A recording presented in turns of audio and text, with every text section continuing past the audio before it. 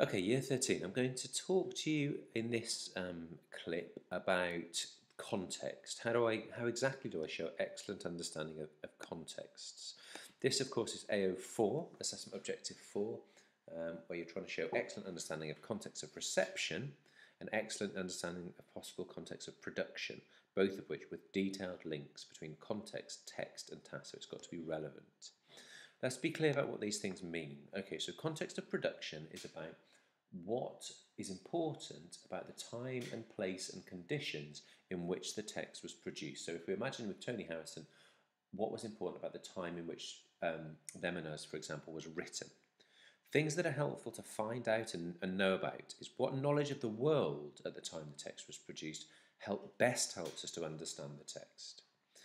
What knowledge of the writer's life helps us to understand the text also. What do we know about them, their interests, their preoccupations, their experience? And what was writing or literature like at the time the text was produced, and what influence has that had? So that's about production. What were things like when the text was produced? Context of reception is different. It's about the way the text has been read and how that's changed over time. I'll show you an example in a minute. How has the world changed in ways which affect reader response? How might a modern reader respond differently than a reader at the time that the text was written, for example? And how has literature changed or adapted at different times? So how might context change? Well, attitudes change in society, don't they? People's opinions shift. Historical or contemporary movements happen. You get the rise, for example, of, I don't know, the animal rights movement, of feminism. So things happen in society which change our views of these poems. A good example, or these texts, a good example is Much Ado About Nothing. Now, of course, when Shakespeare was writing, there wasn't really a feminist movement to speak of. Shakespeare was writing for men, to be performed by men, to be watched by men largely, and therefore feminist readings weren't necessarily given much importance in Much Ado. As society has shifted and modern readers are much more interested in feminism and will tend to look at things from a female point of view as well as a male point of view, and therefore the meanings of it have shifted. Modern interpretations of Much Ado tend to put much more influence or much more emphasis on the women in the play and how it sort of affects them. So that's an example of how contexts change. Okay, if we take an example then of the idea, if we're writing an essay about silencing in Them and Us, what context might apply? Well, in terms of production, you need to know things like that it was written in 1987. You might need to know about Thatcherism and the miners' strike, which has just taken place, which that's important because it raised people's ideas of people's knowledge and understanding of ideas related to class, which then is treated in the poem. But also, what about the idea with the media? We're thinking silencing, and I'll take us back to this idea that we need to be detailed links between the context, the text, and the task.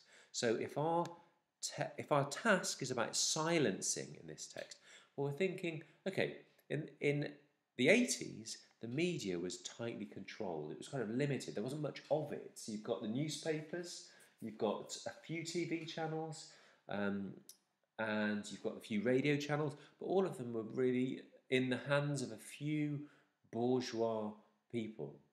And if you weren't part of that, you couldn't get published. So there were limited opportunities to express your voice. And Harrison sort of deals with that in the poem. For modern readers, though, it might be a bit different, because if we stick with that point, the media these days is much freer, isn't it? You've got social media, which gives a voice to anybody, globally, more or less, if you've got access to a computer. We have what's called a pluralist media, where you've got lots and lots of voices going on, plural voices. Now, of course, this may be important for modern readers of Them and Us. You might argue that it makes it less kind of convincing or less relevant because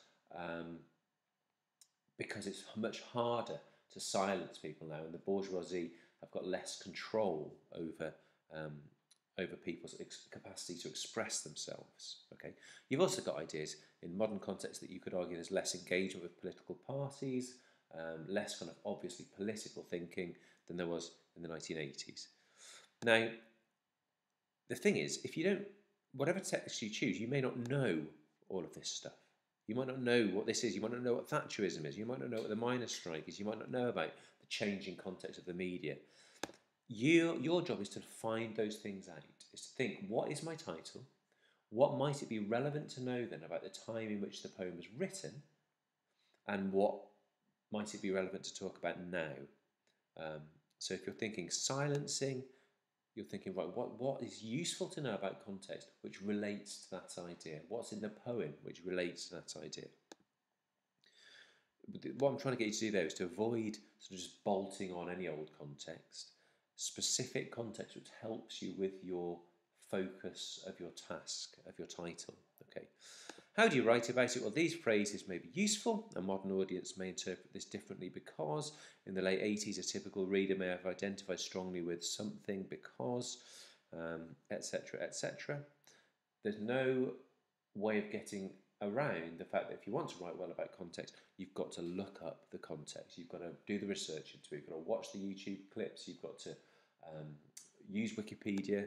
So, for example, if you go on the Tony Harrison page on Wikipedia, it talks to you about, it tells you about the way that he, when he was young in his career, his breakthrough in many ways was he directed a production of Aristophanes' Lysistrata, which is a play you may remember from our comedy unit in Year 12.